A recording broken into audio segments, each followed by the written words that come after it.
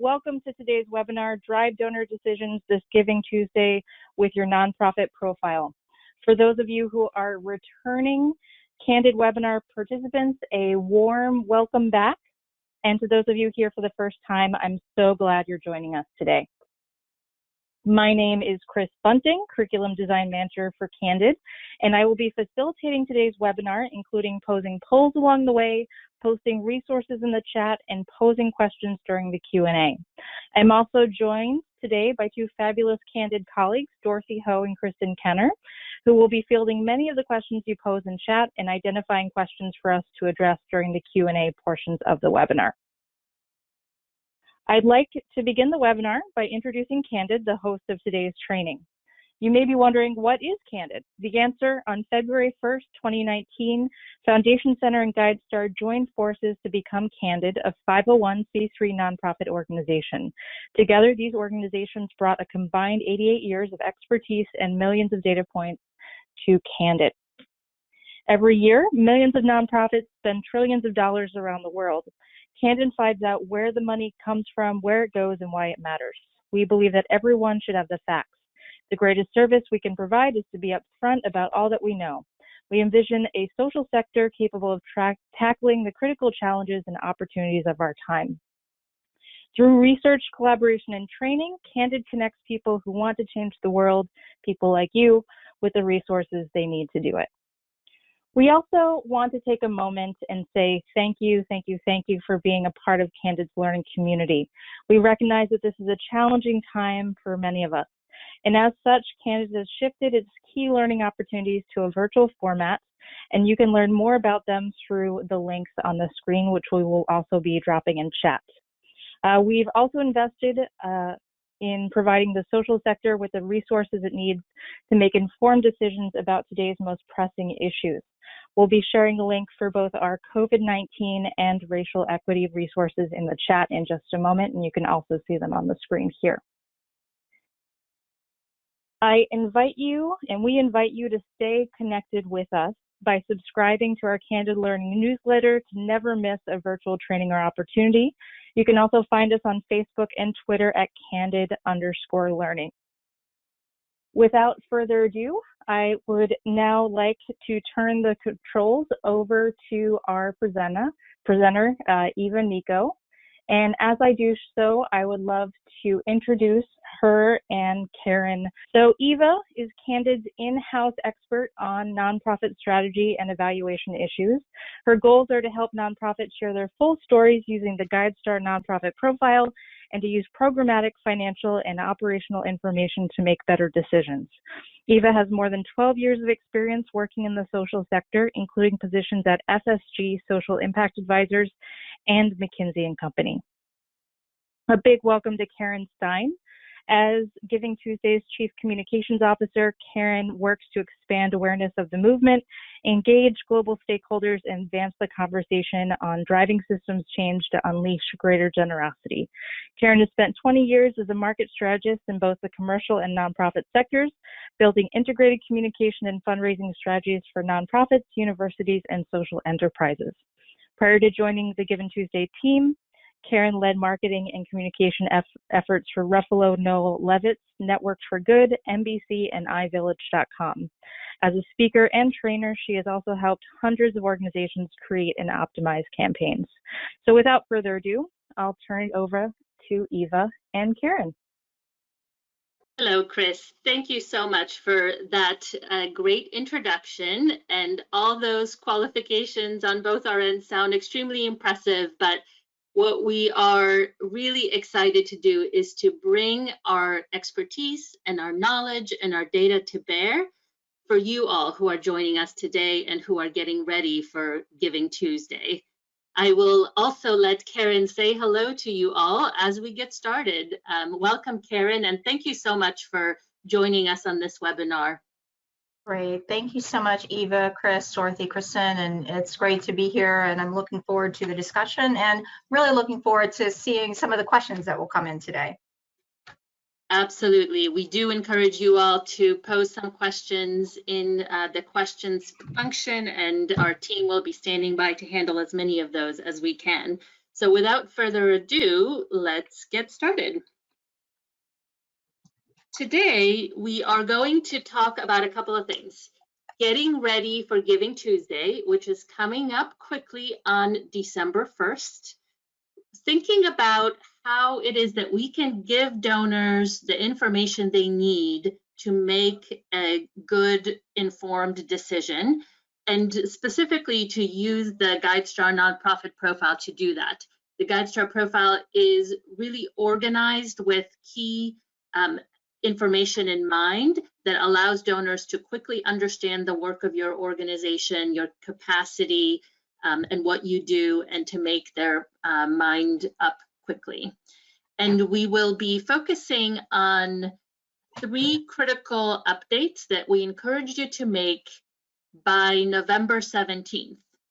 So November 17th is the next upcoming deadline for your information to be refreshed, and we will tell you a little bit more about that further into our agenda. Finally, we will welcome some of your questions so that we can be helpful to you all. Before we get deep into the topics that we'll cover today, we want to know a little bit about how ready you feel for Giving Tuesday. So my colleague Chris will launch a poll to you all with some questions. The questions will be, some of you may be thinking, what is Giving Tuesday? Tell me a little bit more about this. Others may really have not yet decided to participate. Many of you are in the midst of your planning and working on your campaign. And then some of you may be pretty ready to go for December 1st and are just looking for some additional ways to enhance your campaign or enhance your organization's visibility.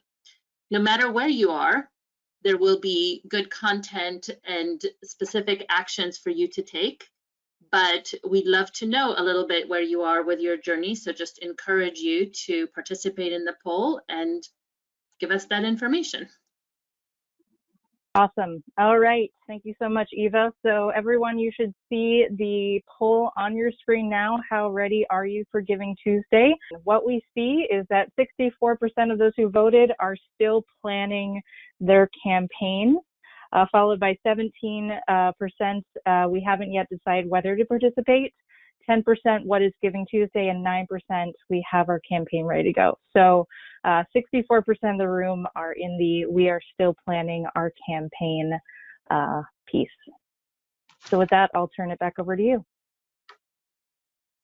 Perfect. Thank you, Chris. Well, as I mentioned, you're in the right place, no matter what your answer is, because we'll tell you a little bit more about all of those topics. And without further ado, I'll let Caryn speak to getting ready for Giving Tuesday and really starting with what Giving Tuesday is. Great, thank you so much, Eva. And I think we have people in all those different buckets, and it's been an interesting year so far. And so I think you'll have plenty of company, no matter whether you're trying to figure out what Giving Tuesday is, continuing to plan your campaign, or really just trying to decide what makes sense for your organization this year. So we have some thoughts about that.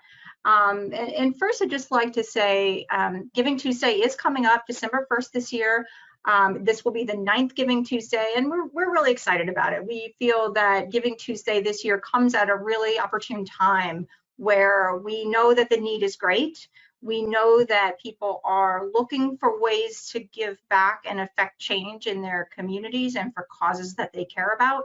And it comes at a moment where I think that many communities around the world are really looking for a moment of unity and togetherness, and really some joy in the ability to celebrate and give back. And so we are very excited about that. Giving Tuesday was created in 2012. Next slide, Eva. And it was just created as a simple idea. What if we had a day that encouraged people to do good?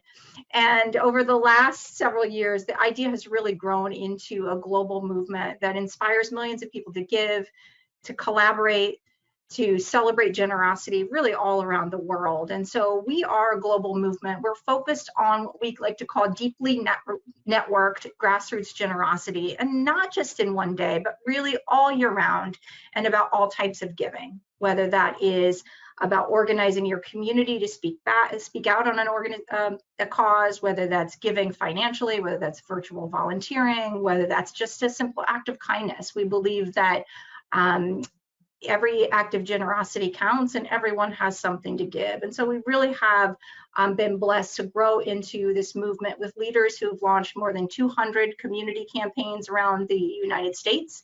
And you might not realize it, but we do have national movements in about 75 countries now. And so we're very proud to see that generosity takes a form in lots of different ways around the world, but it is a uniting value. And at the grassroots level, people and organizations participate in Giving Tuesday in every single country in the world in some form or fashion. And so you'll see on the screen here that Giving Tuesday is actually driving giving in lots of different ways. It's driving certainly financial contributions into the sector and in other ways.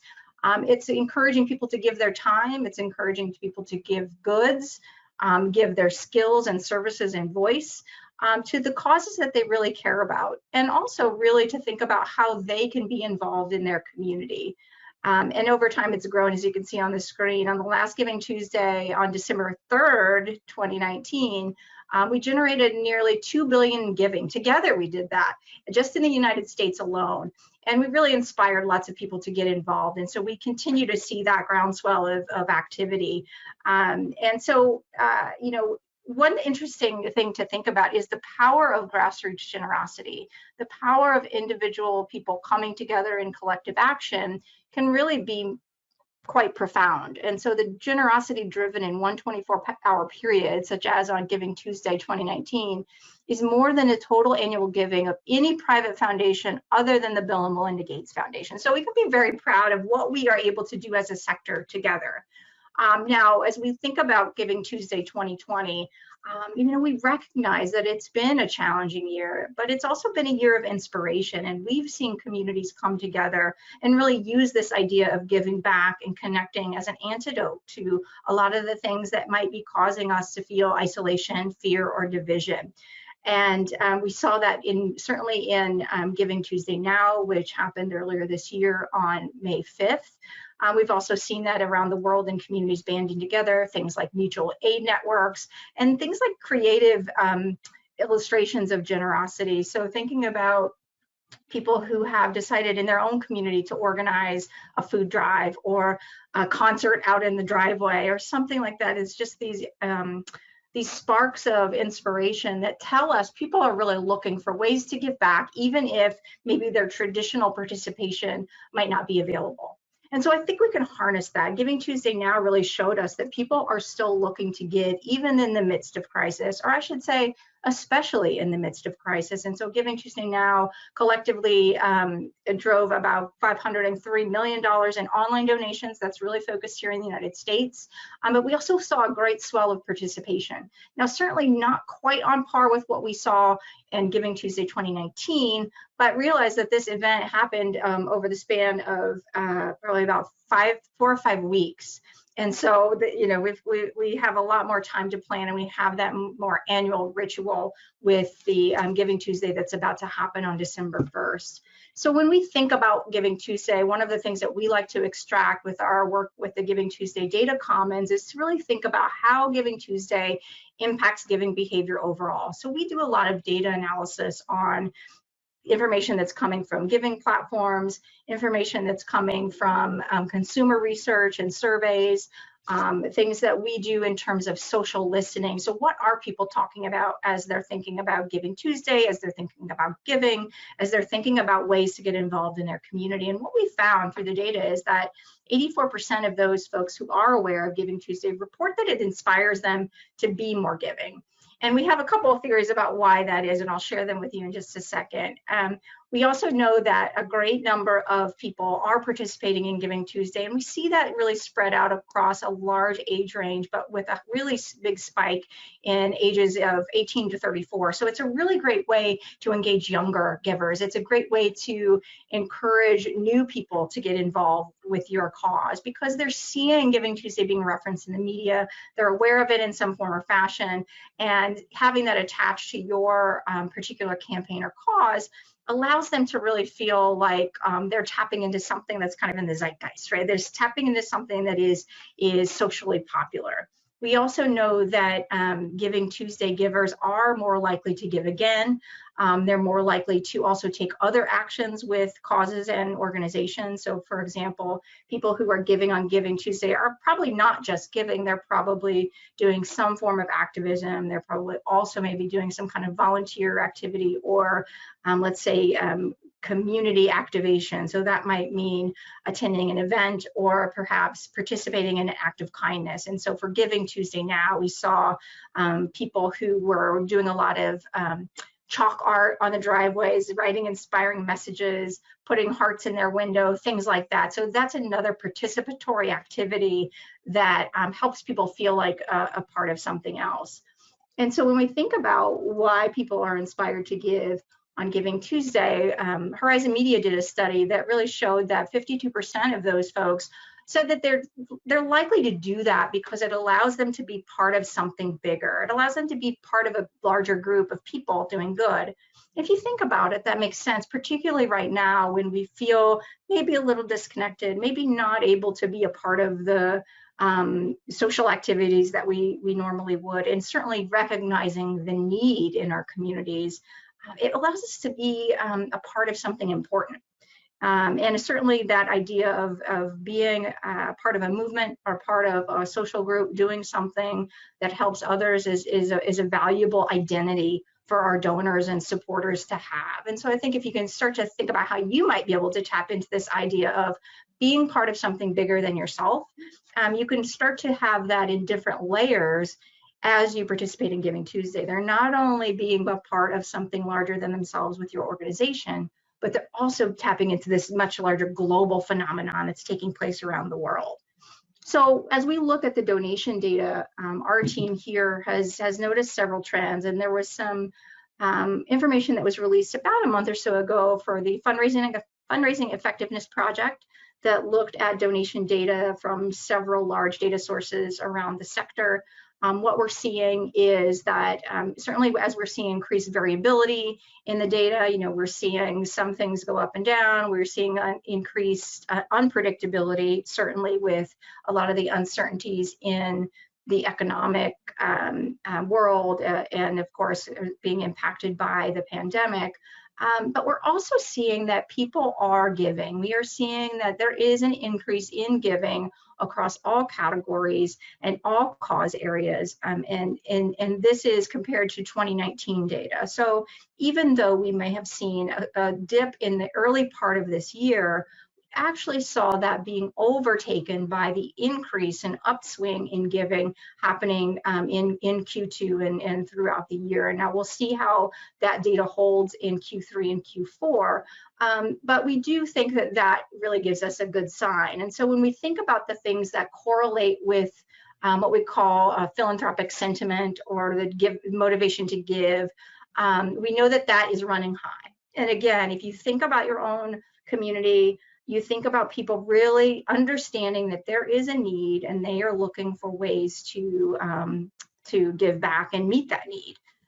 We know that sometimes concerns about financial security can depress giving. And so we're looking at that, and certainly we are seeing some impact of that. But an encouraging thing is that concern about things like COVID-19, concern about the election, concern about economic crisis or other social justice issues actually have outweighed that and have really propelled giving. And so any concerns about financial uncertainty right now are still being outweighed by the desire to do something good. And we feel like that's a really encouraging thing and tells us a little bit about what you might want to consider as you think about your Giving Tuesday campaign as well as your year-end fundraising. So when we looked at the data and we looked at what typically makes Giving Tuesday campaigns successful, we pulled out a couple of lessons. Now, the first one is really to think about, how do you resist the myth of donor fatigue? This might feel a little controversial, right? Because we feel like if we ask too much, donors are going to get tired of us and they're going to get tapped out. And we might feel like, well, if they're getting a lot of asks, they might just not really want to hear anything else. But we actually don't find that to be true. And we've seen in the history of Giving Tuesday and in other crises, people aren't tapped out to give. If you can provide them with reasonable motivation, sense of urgency, and a compelling message to act, they will do so. Consider disaster fundraising. You might think, well, people have a limited ability to give, and so there's nothing that could spark them to give again, but we actually don't see that in terms of giving. So that's lesson number one. We do want to really remind you not to retreat from this market. It's a highly beneficial market right now for nonprofits to ask. Donors are still motivated to give, and you're giving them that outlet to do something. They're giving them that path to really be able to take action and have real impact in their communities. So we really encourage you to think about ways that you can participate and engage your donors at every opportunity that you have. Now, that said, we want to make sure that your message is relevant. We want to make sure that the message meets the moment. And what I mean by that is, don't be afraid to acknowledge what's going on in your community. Don't be afraid to acknowledge that, yes, we are still in the middle of a pandemic. And yes, that has serious impact on not just our communities, but potentially the way that your organization can meet that need. So don't shy away from that. I think people really think about this as an opportunity to be authentic and be real and really be there in that moment with your supporters. And I'll provide some additional thoughts and examples of that. The next piece is really thinking about, okay, we are seeing, yes, an increase in giving across the board, but note that giving is, the largest increase in that giving is happening for what we call smaller dollar donors, and that is donors who are giving under $250. Now, don't shy away from those smaller dollar donors, because you never know who they might end up being. And so we want to make sure that we are diversifying who, what, and how you ask. Make sure that you're covering across all categories of donors. Make sure that you're also inviting other people to join your cause, and realize that maybe what you're asking for might need to change a little bit. So that might mean you're asking for different amounts, but it also might mean you're asking them to participate in other ways.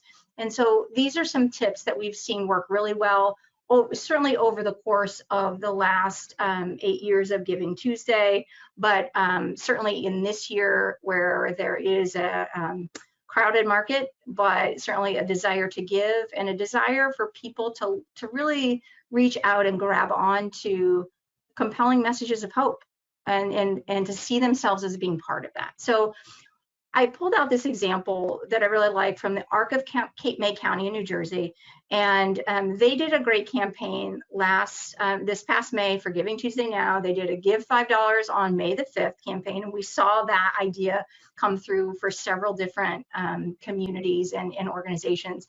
But the great thing about this is that it comes at a time, certainly, when people might feel uncertain. They might feel unsure how they might participate, but giving $5 on a certain day seems like a pretty doable thing, right? And Leslie of the Arc of Cape May, in this video that is shown here, we're not going to play the video, but she explains what that gift could do. She invites people to join in, and she also invites them to share that challenge with their friends and family. And so again, you're inviting them for an easy entry point, but you're also giving them something to do that can incorporate other people and help them feel like advocates and organizers for your own work. The other thing is really think about how you're going to then celebrate and engage those supporters once your campaign progresses or after the campaign has wrapped up.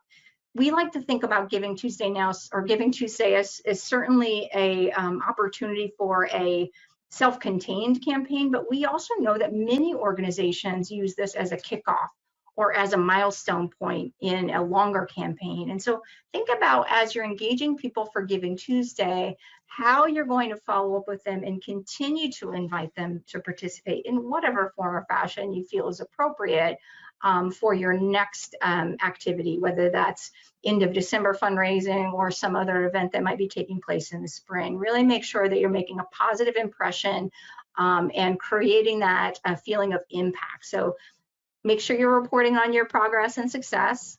Make it a celebration. Report back on the ultimate impact that you have. And I like that the ARC of Cape May County had this great graphic that they shared on social media. They actually ended up raising, I think, almost $7,500 from this campaign, which was exceeding their goal.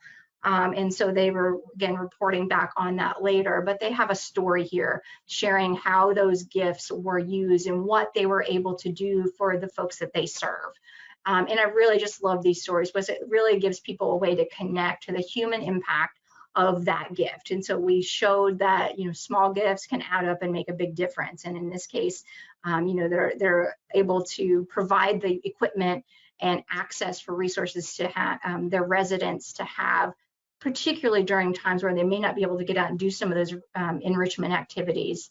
And then the other thing I like about this campaign is it gave them an opportunity to test out something, to find out what worked. And now they're going to repeat a similar idea for this Giving Tuesday on December 1st. So the ARC of Cape May County is now coming back with a campaign that is Give Six for the 60th, which is their 60th anniversary. They're starting to tell stories. They've announced this campaign, and they're going to share stories about how those gifts of support can really make a big difference for those residents and individuals that they serve. And so I really like this. But the other thing I wanted to point out about this example before I hand it back over to the team at Candid is in this message that they share on their website, I pulled out a couple of statements. They meet the moment with this message. They acknowledge the challenges that are happening because of COVID-19, right? They are understanding that maybe people are in a different position and are not sure if they can support at the same level, but we're continuing to invite them in to continue to participate and still have impact and still be a part of our community in whatever way that they can. And so I really like the way that they frame this message because it really speaks to the real situation that many of us are living in. And so I just wanted to pull out one example. There's so many before I pause here and I think maybe open it up for any questions that you might have so far.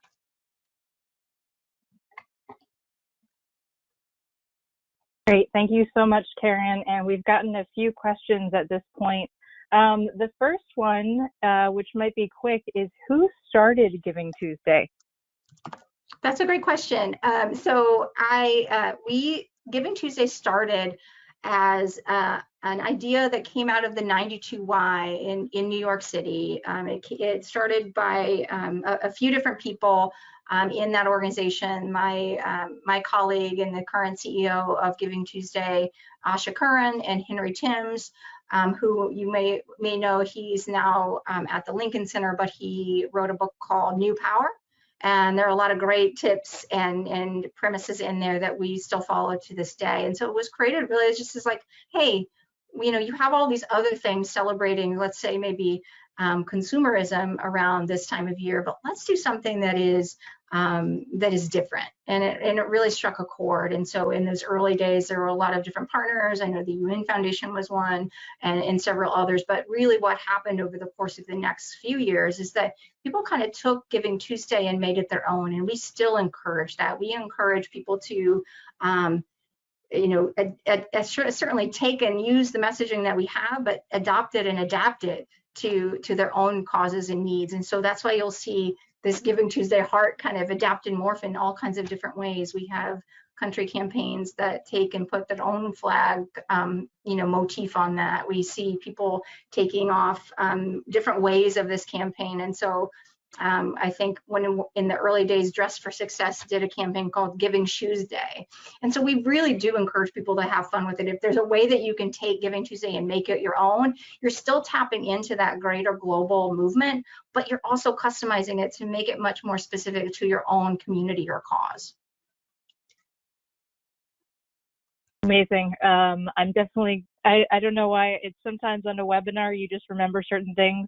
GivingTuesday is amazing. I'm a fan of a good wordplay. So great to hear that you're off for people making it their own and having it really fit their message. I think we have one more quick question for you that I imagine you'll have some thoughts on from the audience. Question: how inspired or encouraged are major corporations, celebrities, etc., to give and use GivingTuesday as their giving platform or use that hashtag? Do you find that they use that corporations and celebrities use you as a resource to give? Yeah, we certainly do, and I think it taps into that same thing, right? It's now become a global phenomenon. It's become pretty ubiquitous, and so when you can tap into something that everybody recognizes and be a part of this bigger thing, it's beneficial in so many ways. And so we see celebrities adopting this. If they're talking about causes they support, certainly they will use the GivingTuesday hashtag. Sometimes we see that used in conjunction with specific campaigns. So particularly maybe a nonprofit might engage an influencer or celebrity, either world renowned or maybe more famous in their own sphere, to use that message. We often see corporations and sort of their CSR arms or their social good work tap into GivingTuesday as well, to kind of layer on what are they doing in a day that really is asking each and every one of us, what good can we do for each other today? And so if we think about this idea that everyone has something to give and every act of generosity counts, we want as many people taking that message and amplifying that, in ways that still celebrate and promote generosity. And so we feel that the more people that can use that hashtag, the better for all of us, because that just makes that concept so much more known, and again, more likely to have people want to be a part of that bigger celebration and act to give back. Amazing. Thank you so much, Caryn, and thank you for sharing the real world examples that bring this all to life. So to keep us moving, I am going to kind of turn over to Eva now to speak to the other portion of this presentation. Thank you, Chris, and thanks everyone for being so engaged and jumping in with questions. I do have another question for you all, which is, we talked a little bit about GivingTuesday as well as GivingTuesday in 2020, and Caryn shared some great information about what they're seeing in the patterns. And I'm curious now about how engaged you are with your organization's profile on GuideStar, because we're about to make that connection from the engagement and the impulse to give, and then also to that information that donors need to make a gift of really any size. So the question for you all is, how engaged are you with your organization's profile on GuideStar? This will give me a good sense of what I should emphasize. So you might be a beginner, I'm figuring it out.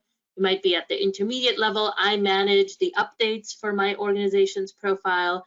You might be an expert, we're already at gold or a platinum seal of transparency, or I don't know.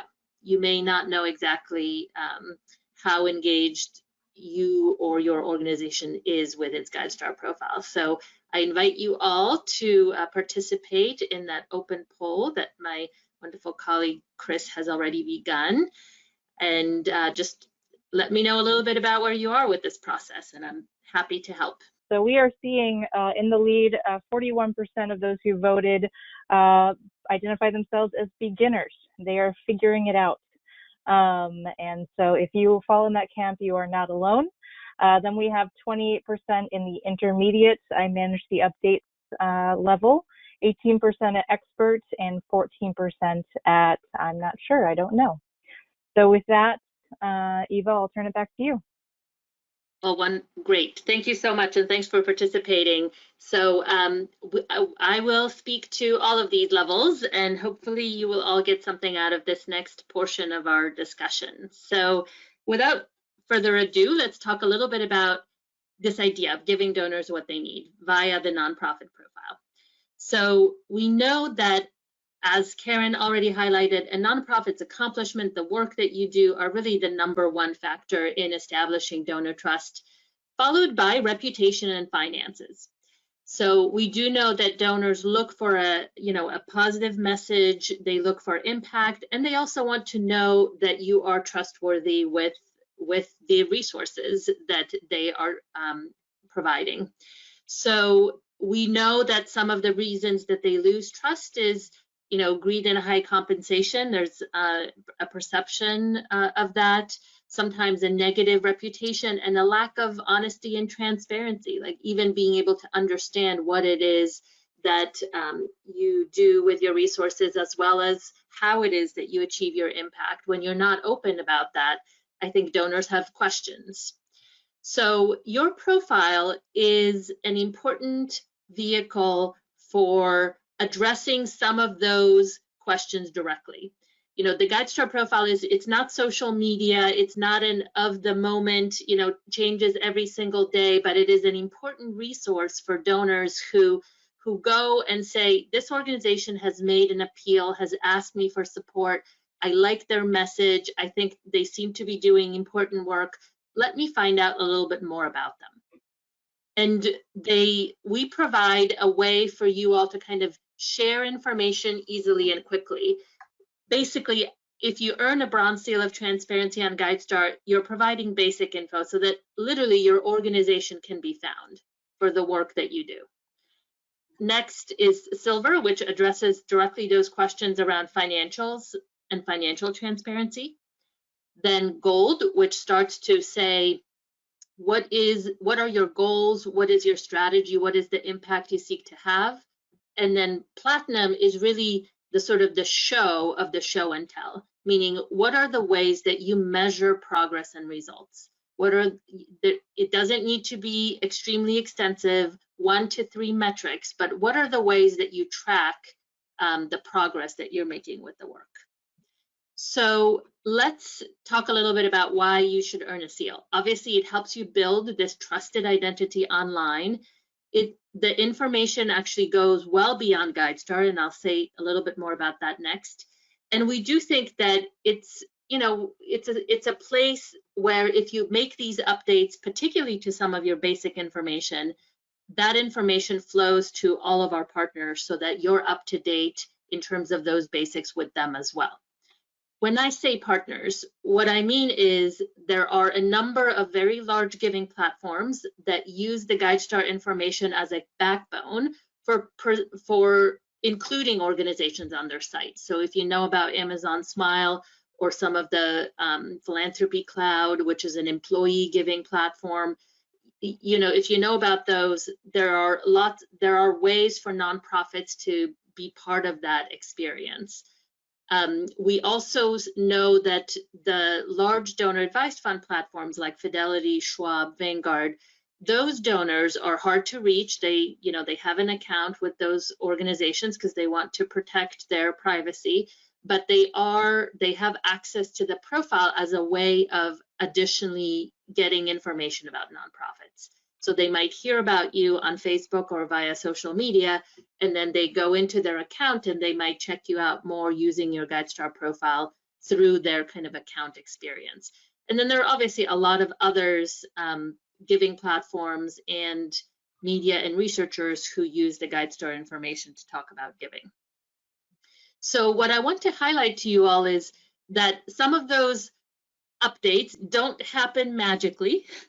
It does take a little time for the information to flow from GuideStar to a partner like Amazon Smile, and then ultimately to show up on the Amazon Smile kind of site.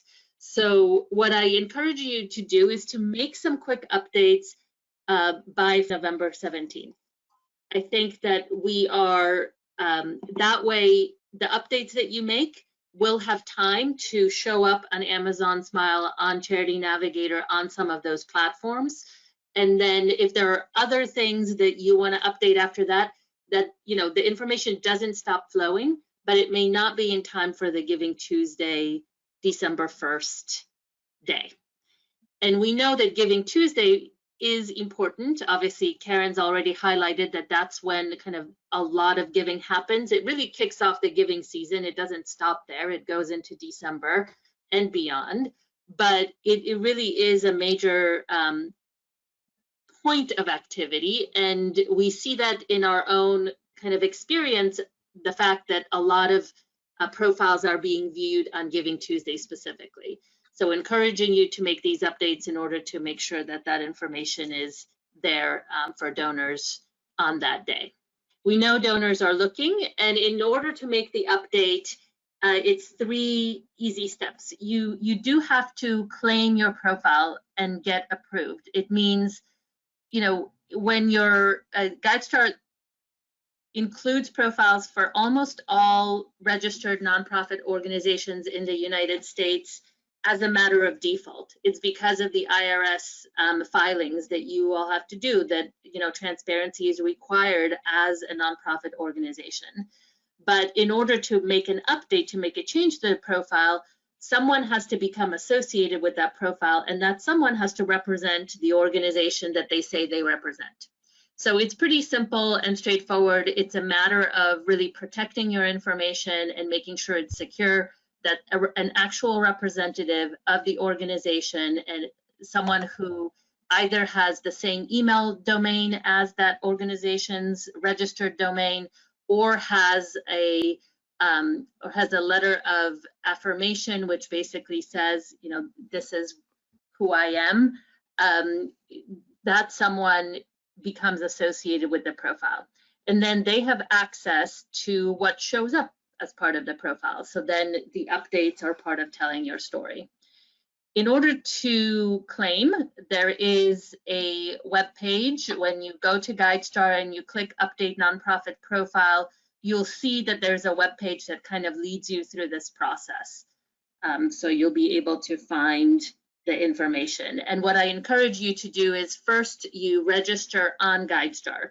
So first we need to know who you are as an individual. So you need to either sign in if you already have an account or register.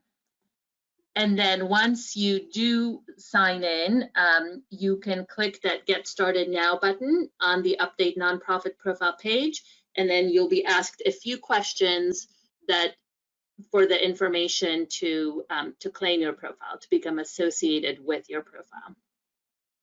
That process can be pretty quick if you use your work email domain. If you're a large enough organization, you might have a domain just like we do, you know, www.candid.org, and my email address is an @candid.org address. So you can become within minutes associated with a profile. If you're a smaller organization, maybe you don't have an email domain and maybe you're using your Gmail address. That's not a problem either. It will just take a little bit longer for us to verify the information you provide to make that association. So it usually takes between 12 and 24 hours for that verification step to take place.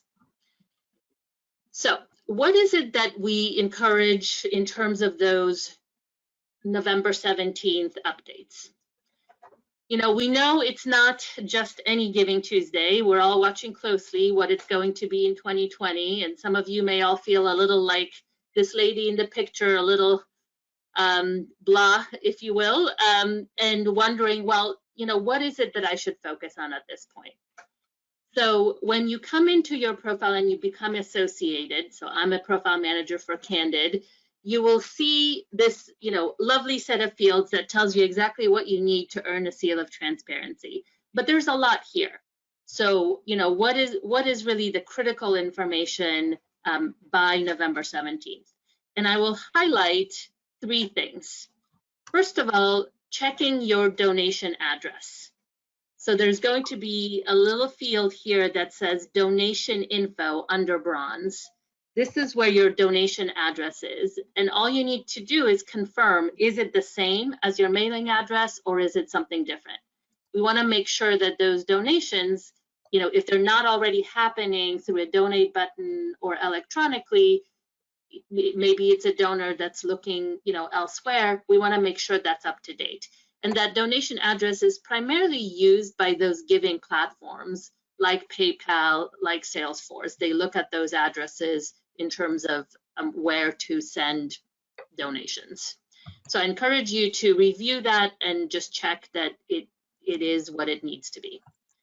You know, next, obviously, people are most inspired by your mission, and we want to make sure that your mission actually reflects your organization's work. And that is, a pretty simple update to make, and it's really something that shows up on a lot of these giving platforms along with your name and your logo.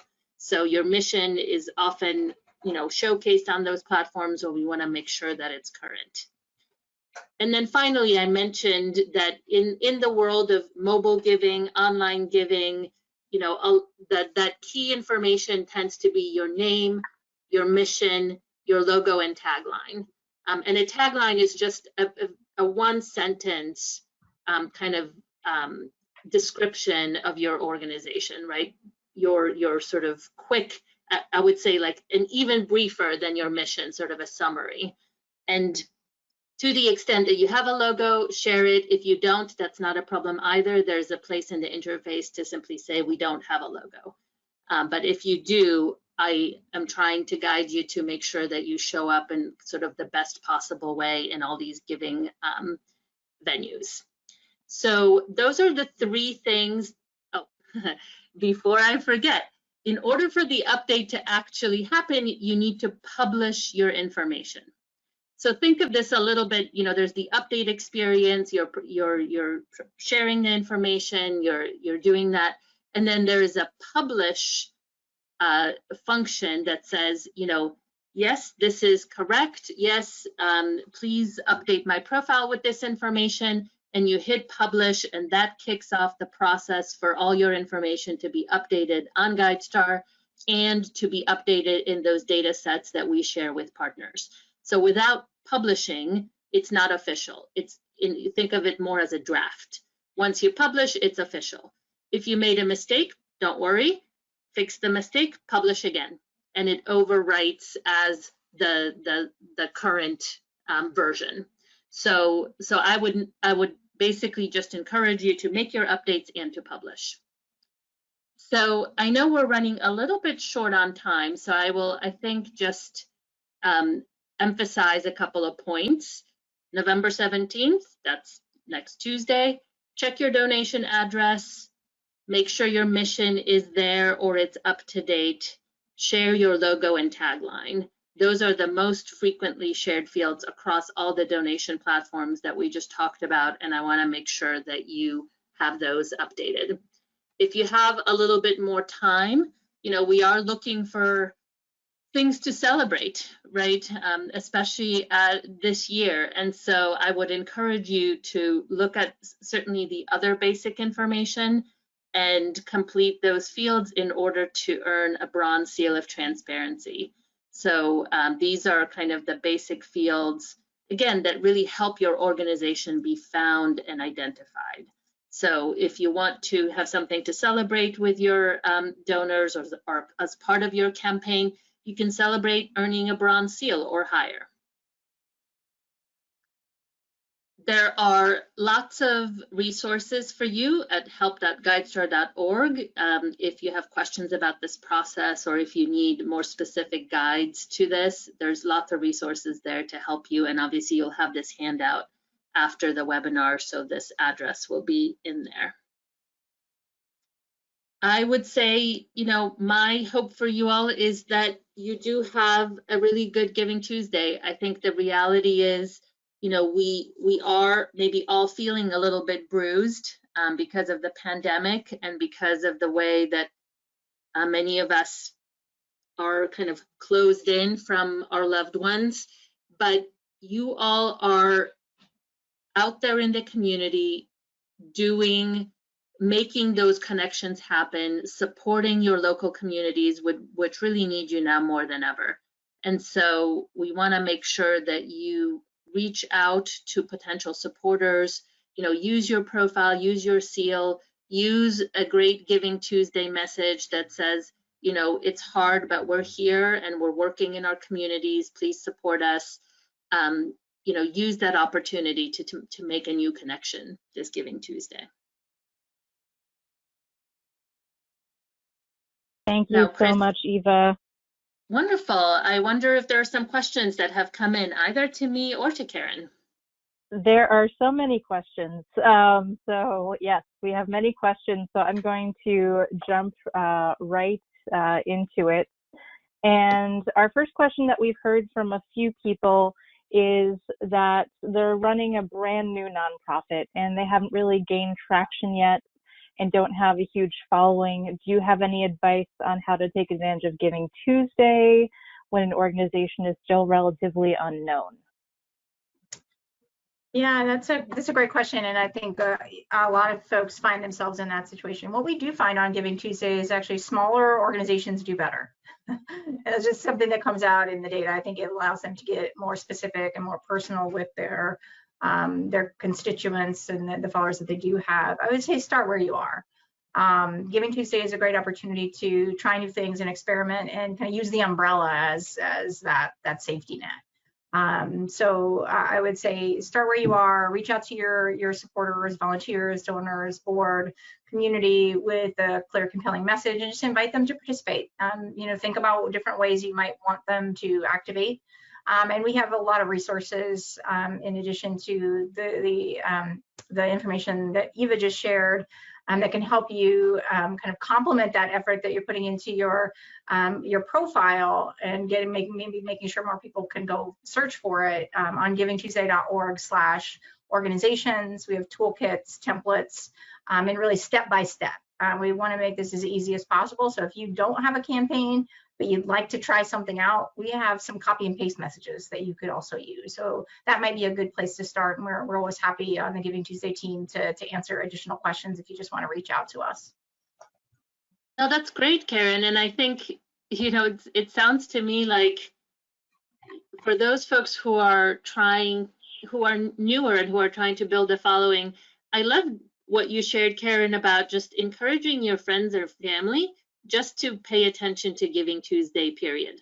And maybe it's your organization that brings it to your attention. Like, we're new and we're trying to get involved in this movement around generosity. Did you know about Giving Tuesday? Put a sign in your window, or use that message. Like, starting with your friends and family is probably a good place to start at this point if you're trying to build sort of a new connections and new audience.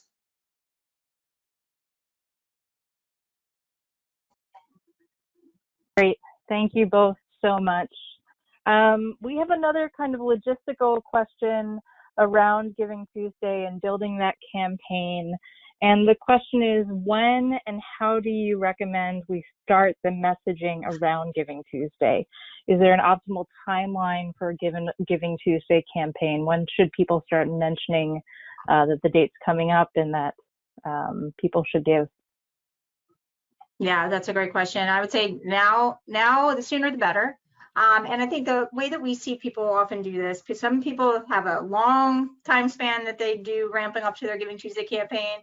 We have a lot of organizations that maybe start a few days before. So there's no one right answer, and there are a lot of ways to get it right.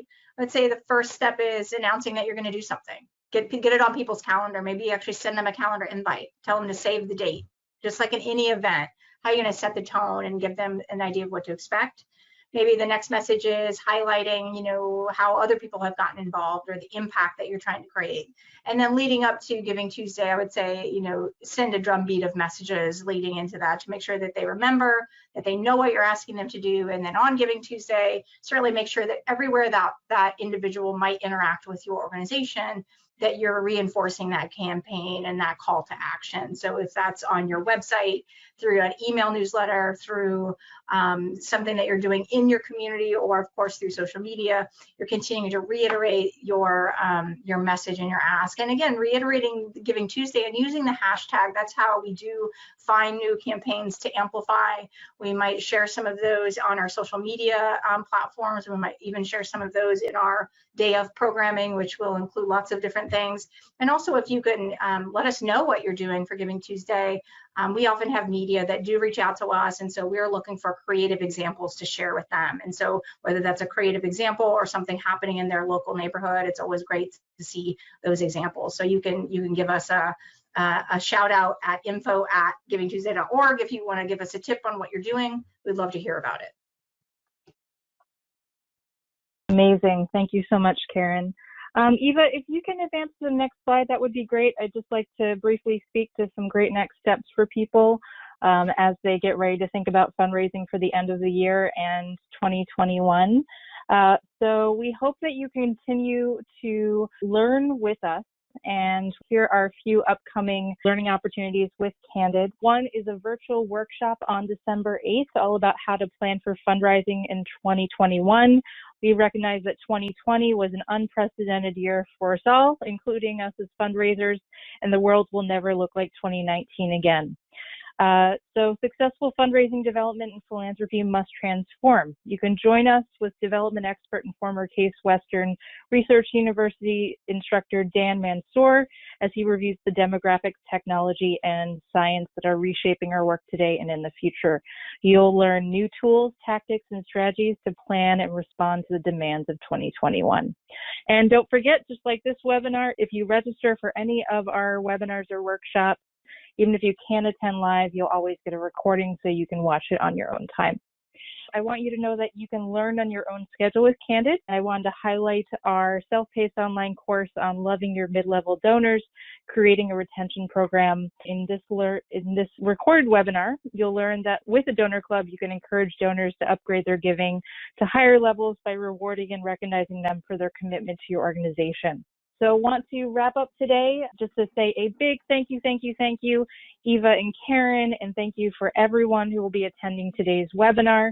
We hope that you stay connected with us by subscribing to our Candid Learning newsletter to never miss a virtual training or opportunity, and find us on Facebook and Twitter at Candid_learning. On behalf of our team here at Candid and at GivingTuesday, thank you for joining us today.